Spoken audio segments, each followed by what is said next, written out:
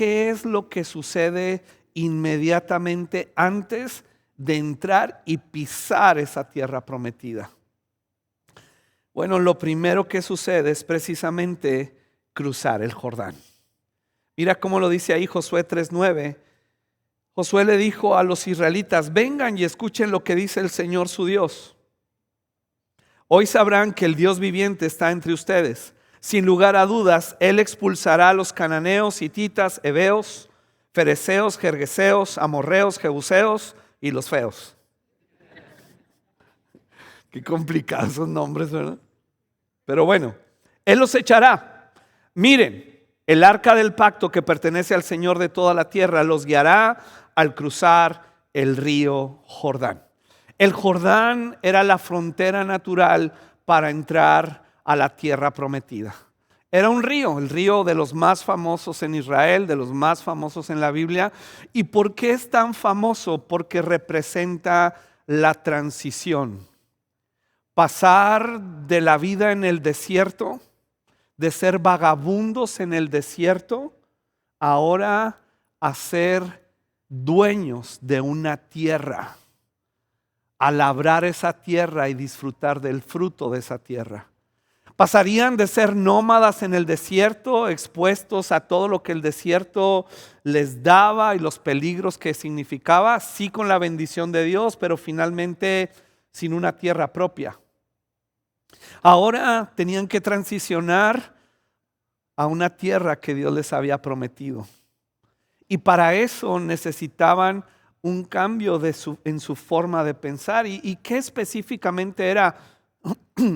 Pasar de esa temporada de desierto, donde recordarás, y si no has leído, te animo a leer ahí en Éxodo, todo lo que pasaba en estas caminatas en el desierto, estos 40 años, la gente que estaba ahí, que había salido de Egipto, de la esclavitud, ellos eran difíciles de complacer.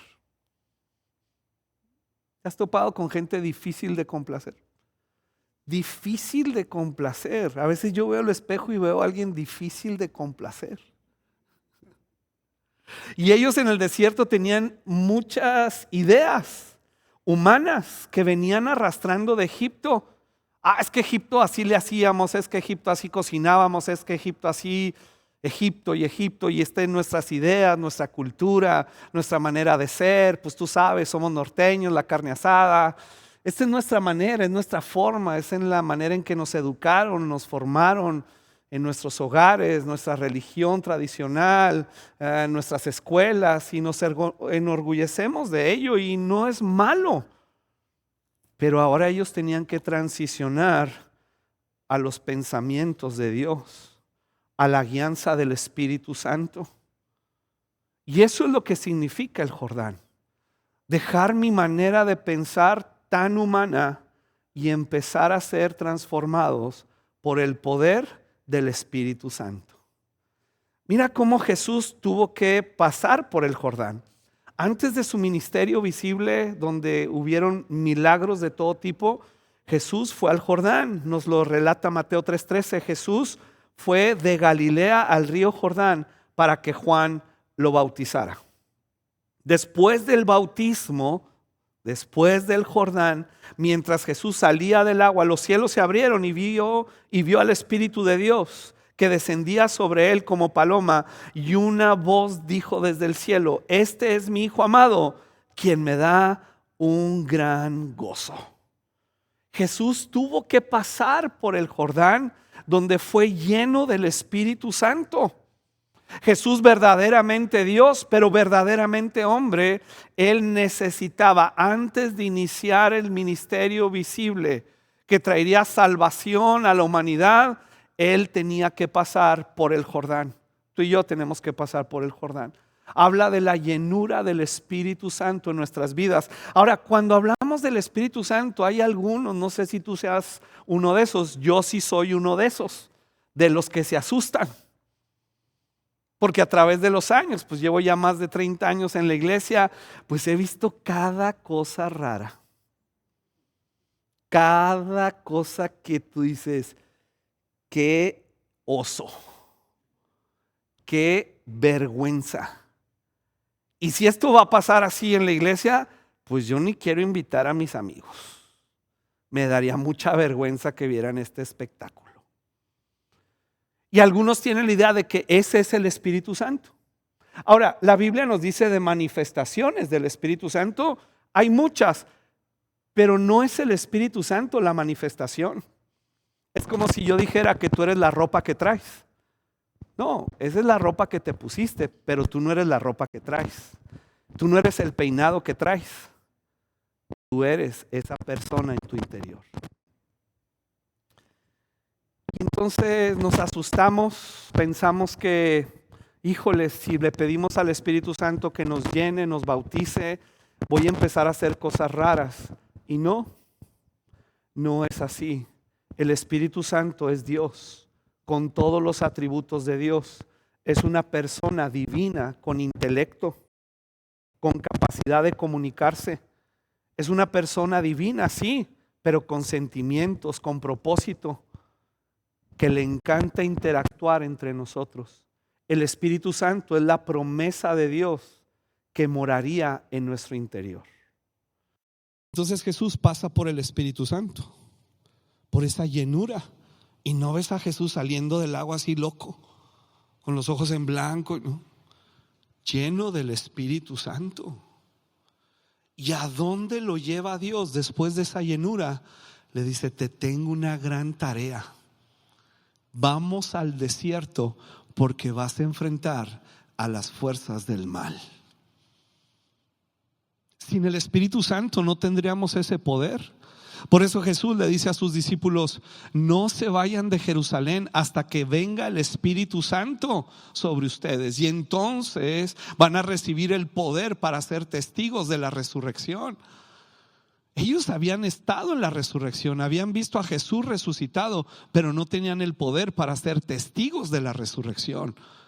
Tú y yo podemos tener información bíblica, podemos haber estado en la iglesia como su servidor por muchos años, pero sin el poder del Espíritu Santo estamos incapacitados. Por eso, para conquistar la tierra, para conquistar lo que nos pertenece por derecho legal dado por Jesucristo en la cruz del Calvario y en su resurrección, necesitamos la llenura del Espíritu Santo.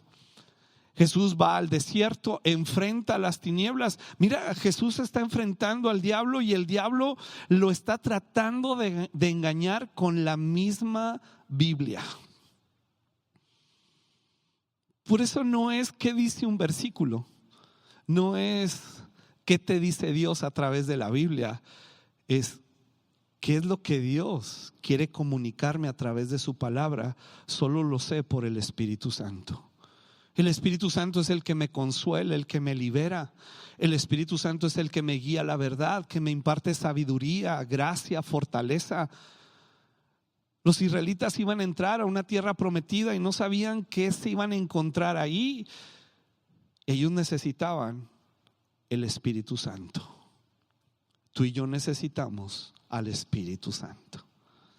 Por eso Romanos 8:6 dice: por lo tanto, permitir que la naturaleza pecaminosa les gobierne o les controle la mente lleva a la muerte, pero permitir que el Espíritu les controle la mente lleva a la vida y a la paz. Ahora, ellos cruzan el Jordán. Necesitamos la llenura del Espíritu Santo, pero luego el Señor le da una instrucción muy específica a Josué y le dice que junte 12 piezas. Lo leemos ahí en Josué 4. Dice: Josué convocó a los 12 hombres que había elegido, uno por cada tribu de Israel, y les dijo: vayan a la mitad del Jordán, frente al arca del Señor su Dios. Cada uno de ustedes debe tomar una piedra y cargarla al hombro. Serán 12 piedras en total, una por cada tribu de Israel.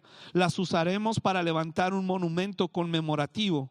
En el futuro sus hijos les preguntarán: ¿qué significan estas piedras? Y ustedes podrán decirles: nos recuerdan que el río Jordán dejó de fluir cuando el arca del pacto del Señor cruzó por ahí.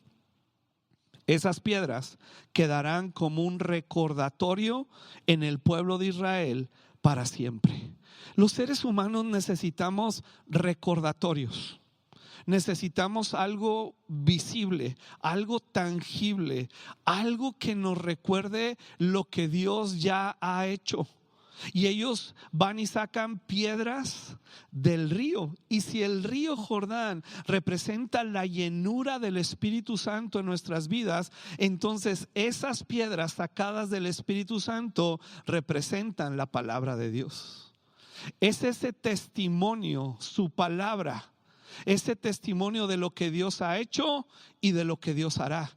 Y cómo en este momento Dios está haciendo algo en mi corazón, haciendo algo a través de mí y extendiendo su buena voluntad en mi familia.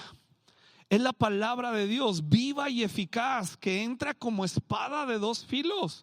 Este es el testimonio. Los israelitas iban a enfrentar cosas extraordinarias que nunca habían enfrentado. En las batallas se perdieron muchas vidas. No es simplemente que ellos ganaron, conquistaron. Murió mucha gente de Israel. Se encontraron de pronto con enemigos que eran mucho más sagaces que ellos. Los gabaonitas los engañaron. Ellos pudieron haberse desanimado, vuelto atrás y haber dicho: no, pues regresemos al desierto. Por lo menos ahí pues Dios nos daba pan del cielo, nos daba agua de una piedra. Y es este desánimo que podía llenar sus corazones. Pero entonces volteaban a ver ese monumento, esas 12 piedras, y ellos recordaban: Dios nos abrió el río Jordán para pasar por ahí a la tierra prometida. Y si Dios lo hizo, lo va a volver a hacer. Y si nos trajo hasta acá, no es para volver atrás y morir en la tierra prometida, sino para fructificar.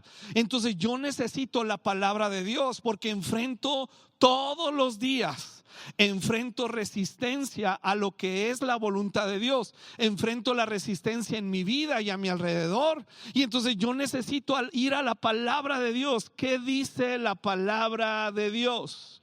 Porque de pronto como que venimos a la iglesia, escuchamos la palabra de Dios, pero luego nuestra manera de vivir, nuestras costumbres y toda nuestra humanidad dice: pues estas son las decisiones que tomamos, esta es la manera en que hacemos, esta es la manera en que amamos o perdonamos o no perdonamos, de acuerdo a nuestra costumbre. Pero ¿qué dice la palabra de Dios? Tengo que ir y recordar. Y esa palabra por el Espíritu Santo me mostrará, número uno, quién es Dios. ¿Quién es Dios y cómo su palabra trabaja en mi corazón, opera en mi alma para transformarme y darme la capacidad de conquistar? Así que ellos ya cruzaron el Jordán. Es la llenura del Espíritu Santo. Ellos hicieron ese monumento de 12 piedras para recordar el pacto de Dios, que nosotros es su palabra. Pero luego viene algo muy impactante. Y Dios junta a todos los hombres de Israel y hacen ahí un ritual que es la circuncisión. Y explica lo que sucede ahí el Señor.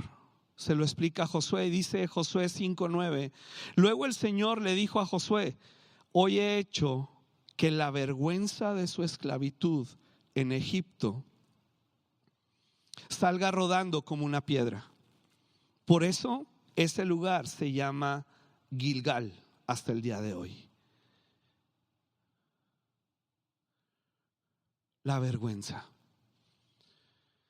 Israel no iba a poder conquistar la tierra cargando la vergüenza de su pasado. No iba a poder. La vergüenza es este sentimiento de pérdida de dignidad. ¿Cómo enfrentar un enemigo para conquistar cuando el enemigo me echa en cara qué fue de mi pasado? La vergüenza de mis antepasados, de mis padres. O la vergüenza que estamos hoy viviendo en nuestra familia por acciones de un miembro de la familia. Es esa vergüenza que te llega y te dice: es que tú no eres digno, es que tú no mereces. Es que eso es para la gente pues santa, consagrada, perfecta. Eso es para esa gente, pero tú, con tu pasado, con los errores y los pecados que has cometido, ¿tú crees que vas a llegar a conquistar lo que Dios tiene para ti y te ha dado por gracia? Y entonces pega en el corazón del creyente y dices, no puedo. Y pareciera como que hay creyentes de primera categoría, de segunda y de tercera, cuando la Biblia nos dice que todos nosotros, lavados por la sangre de Jesucristo, somos la congregación de los primogénitos. Un pueblo de sacerdotes y de reyes, no porque nosotros lo elegimos, no porque nos autonombramos, sino porque la gracia de Dios nos alcanzó y nos dio una herencia. Pero la vergüenza te hace tomar un paso atrás. La vergüenza te hace perder autoridad. La vergüenza te hace huir de las situaciones difíciles porque yo no puedo. Si eres ser humano, discúlpame que lo diga así, si eres un ser humano, tú has experimentado vergüenza. Y Dios quiere quitar esa vergüenza de tu corazón, mujer u hombre. Mira cómo el profeta Miqueas, nos dice, porque este enemigo que nos condena, que nos hace sentir vergüenza, como que se regodea y dice Miqueas 7:8, enemigos míos, ¿lo tenemos? Miqueas 7:8, enemigos míos, no se regodeen de mí, pues aunque caiga, me levantaré otra vez, y aunque esté hoy en la vergüenza, en la oscuridad, el Señor será mi luz. Pero de nuevo, la vergüenza, y que nos ha enseñado la religión, que es imposible que en la oscuridad y en la vergüenza yo pueda recibir algo bueno de Dios, nos paraliza. La vergüenza por los fracasos, tal vez el fracaso también de un negocio. ¿Qué es lo que hoy puede estar causándote vergüenza? Y a veces hay seres humanos muy lindos, enviados por el infierno,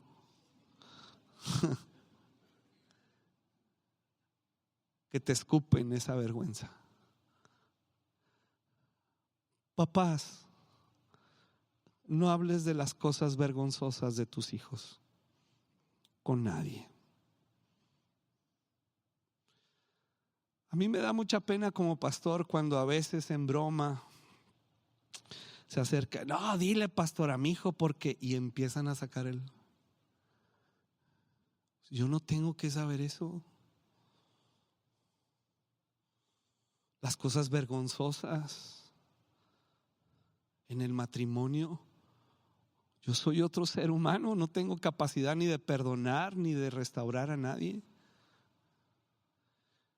No contribuyamos a la vergüenza de otro, impidiéndole entrar a la conquista de esa tierra, de esas actitudes o esos eventos que le causaron vergüenza y que ahora Dios le está dando una nueva oportunidad para salir adelante. No los etiquetemos ni permitamos que otros nos etiqueten. Porque en la cruz del Calvario, iglesia, es algo muy vergonzoso.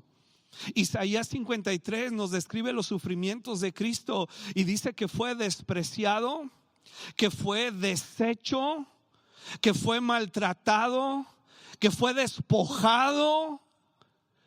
Y en ese despojo y en esa vergüenza, en esa humillación, en una cruz del Calvario, desnudo y despedazado en su carne y en su alma, Él sufrió la vergüenza más grande que puede sufrir un ser humano, porque verdaderamente hombre, pero verdaderamente Dios. Él, estando con el Padre por la eternidad pasada, Él convivió en perfecta armonía con su Padre, en perfecta santidad, y ahora el Padre lo abandona. ¡Qué vergüenza! Porque fuiste abandonado, Jesús. Tu mismo Padre te dio la espalda porque te hiciste pecado, y fue muy vergonzoso verte desnudo en una cruz como un criminal. Y dice Isaías 53 que aún sus seguidores, quienes lo conocieron y sabían y declararon que era el Hijo de Dios, le dieron la espalda porque era muy vergonzoso verlo ahí.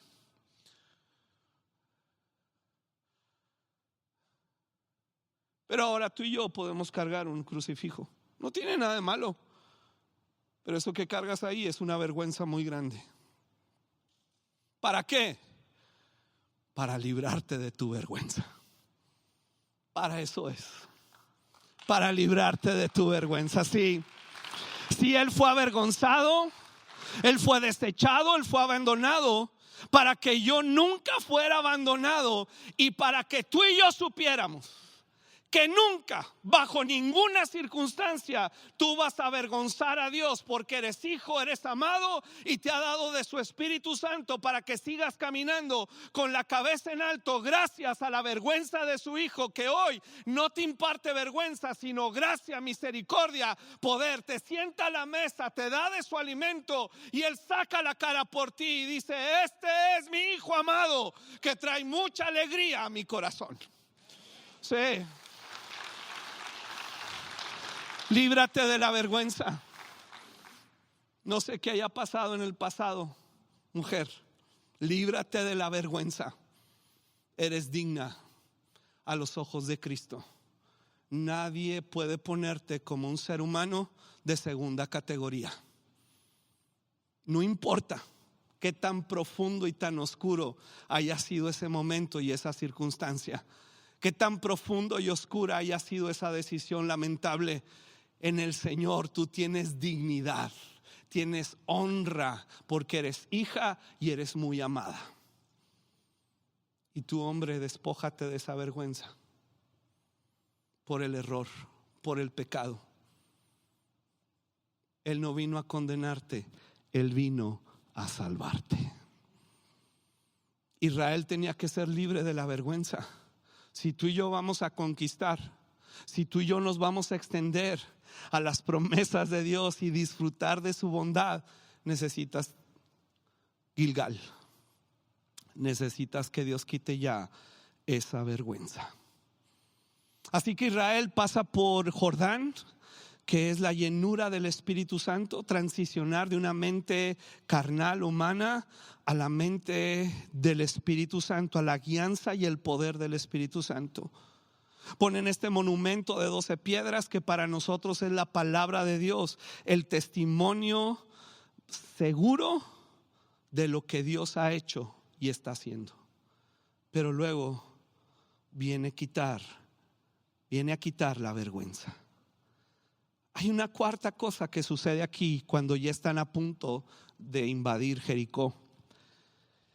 Y dice que Josué estaba cerca de la ciudad de Jericó, Josué 5:13, y miró hacia arriba, y vio a un hombre parado frente a él con una espada en la mano. Josué se le acercó y le preguntó: ¿eres amigo o enemigo? Ninguno de los dos contestó. Y mira quién era: el comandante del ejército del Señor.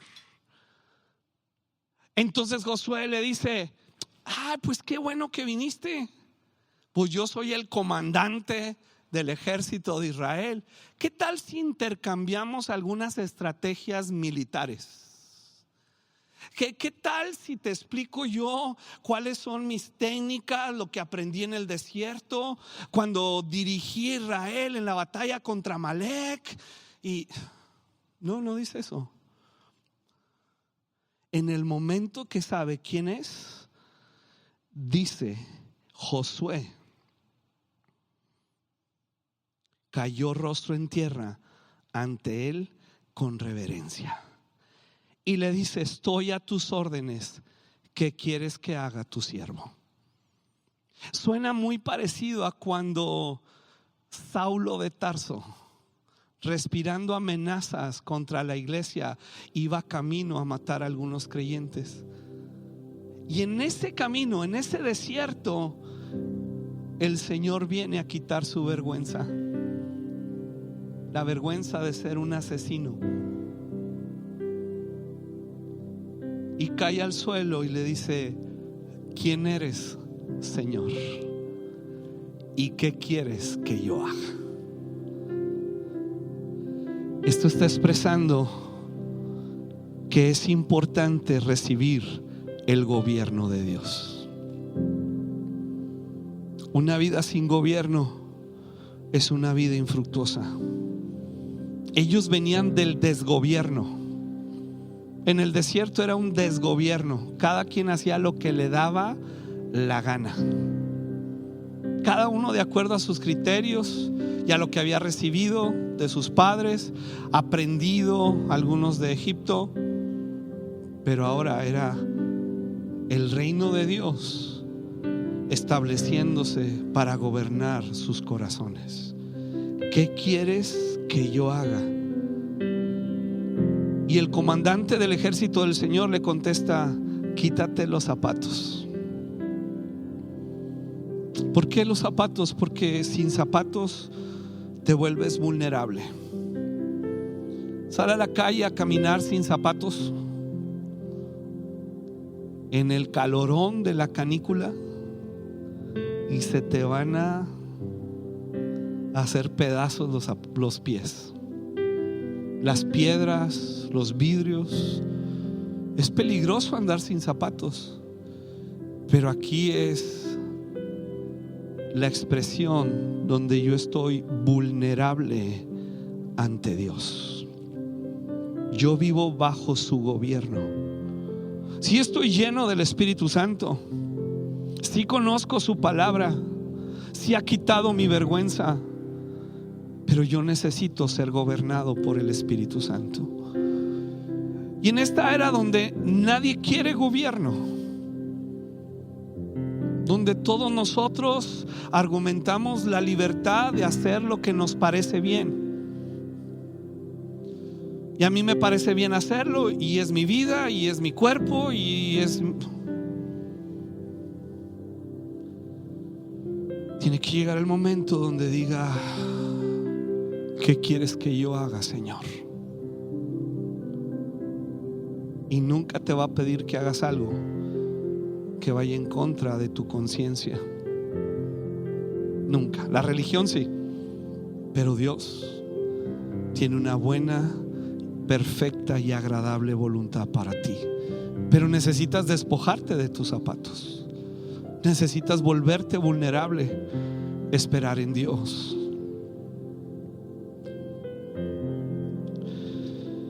Una última instrucción antes de la conquista. Josué 6:18: no se queden con ninguna cosa que esté destinada para ser destruida, pues de lo contrario ustedes mismos serán destruidos por completo y traerán desgracia al campamento de Israel. Todo lo que esté hecho de plata, de oro, de bronce, de hierro, pertenece al Señor y por eso es sagrado, así que colóquenlo en el tesoro del Señor. Pues es que las leyes de guerra dicen que los que conquistan merecen tomar del botín del conquistado. Sí, eso decían las reglas de guerra de aquel entonces y aún de hoy. Pero Dios les dice: ustedes no van a ser como cualquier nación. Yo estoy con ustedes. Sí necesitan el hierro para hacer instrumentos de guerra y de agricultura. Sí necesitan el oro para hacer muchas cosas, pero con ustedes va a ser diferente, porque Él había prometido: yo voy a hacer mañana maravillas entre ustedes. Por lo tanto, conságrense. Mira que no dice Conságrense para que yo, Dios, pueda hacer entre ustedes maravillas. No dice así. El texto dice: yo voy a hacer maravillas entre ustedes mañana. Pero si te consagras, vas a participar y disfrutar de esas maravillas. Por eso cuando Dios está obrando en un lugar, en una iglesia, de pronto hay gente que se nos pasa de largo, como que no pasó nada. Mientras que otros dicen: Dios está haciendo algo extraordinario. ¿Qué es la diferencia? Puede haber muchas, no lo quiero minimizar, pero sí hay una que caracteriza: aquellos que se rinden al gobierno de Dios y se consagran, están participando de su naturaleza. Ahora llegan ya a Jericó, están frente a Jericó, y después de todo lo que han hecho, pues tú esperarías a que llegaran ya con el Jordán, las piedras, la circuncisión, la consagración, todo. Tú dices, bueno, pues de seguro van a llegar y las puertas de Jericó van a estar súper abiertas para ellos, ¿verdad? Como dicen algunos, es que si es Dios, las puertas van a estar siempre abiertas. Pero aquí leemos algo diferente. En esta ocasión dice Josué 6:1, las puertas de Jericó estaban, ¿cómo estaban? Y no dice cerradas únicamente, agrega bien cerradas. No es como que Jericó, ¡ay, híjole, bienvenidos! ¿Por qué tardaron tanto en venir? 40 años tarde. Los estábamos esperando. Mira, hay toda una recepción, una cena de bienvenida. Les vamos a dar un tour por la ciudad y luego les dejamos la ciudad y nosotros nos vamos para que ustedes ya la tomen. ¿Verdad que no? Suena absurdo. Ellos llegaban para poseer una tierra que era difícil de poseer. Y ahí es donde muchos creyentes se desilusionan y vuelven a: no, es que está bien difícil, es que está bien cerrado, es que es imposible, es que no puedo. Pero ya habías pasado por Jordán, ya habías estado llenándote de la palabra de Dios, ya habías pasado por Gilgal, donde Dios quitó tu vergüenza. Ya has pasado por todo este proceso y sigues pasando. No es como que paso 1, paso 2 y paso 3. Es distinguir las diferentes temporadas en las que nos encontramos. Tal vez estás en la temporada de ir a Gilgal para que Dios quite tu vergüenza. Tal vez estás en la temporada donde necesitas ser lleno del Espíritu Santo, o la temporada de las piedras, donde hay que meterte de lleno a la palabra de Dios. Y eso te va a capacitar para llegar a la tierra prometida, lo que te pertenece por derecho divino gracias a la cruz del Calvario. Llegar ahí, y aunque esté bien cerrada, y no solamente con 3 candados, va a estar bien, está bien cerrado, está bien complicado. Está bien complicada esa situación en la familia, está bien complicado eso. Pero yo ya fui entrenado y la palabra de Dios me dice: en boca de Jesucristo registra que las puertas del infierno no prevalecerán contra la iglesia. Y si Dios me cruzó por el Jordán, me ha dado su palabra y me ha quitado su vergüenza, y yo me he consagrado a Él, pasará un día, pasarán 7 años, pasarán lo que tenga que pasar de tiempo, pero llegará el momento donde yo entraré y poseeré lo que Dios me ha dado en Cristo Jesús. Sí. Así que ellos empiezan a caminar ahí alrededor de Jericó, ¿te acuerdas? Y Dios les dice: ¿saben qué? Caminen pero callados. Y yo me imagino que esta instrucción es simplemente porque, híjole, todos tenemos mejores ideas que Dios. Así que camina, le das la vuelta un día y el otro día otra vuelta, pero al 7º día le das 7 vueltas. ¿Qué significaba eso? ¿Qué significa para nosotros? Tú vas a estar ahí presente hasta que caigan las puertas, hasta que caigan los muros, porque no es por vista, es por fe. Y si Dios lo prometió, Dios lo va a hacer. Y cuando Él venga, me va encontrando ahí en Jericó, frente a la puerta cerrada, pero insistiendo en el corazón de mi cónyuge, de mis hijos, de mi ciudad. Que Él me quitó ya la vergüenza. No tengo vergüenza de pararme frente a Jericó y gritar para que caigan esos muros. Van a caer. Habla de constancia, de perseverancia, de convicciones, aunque en mi alma y en mis emociones a veces ande así. No importa, yo no me voy a ir de Jericó, ni voy a permitir que la desilusión por las circunstancias que vivo me alejen de Dios y de su buena voluntad.